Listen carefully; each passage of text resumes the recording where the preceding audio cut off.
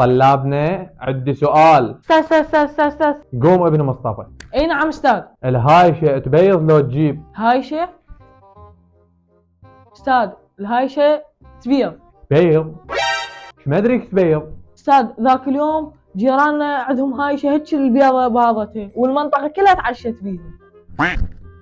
هم غبي وهم كذاب.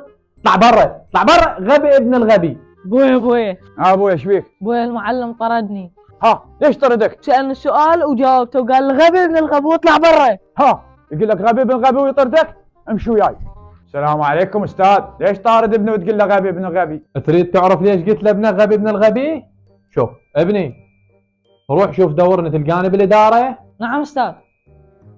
استاذ دورتك بالاداره وما لقيته.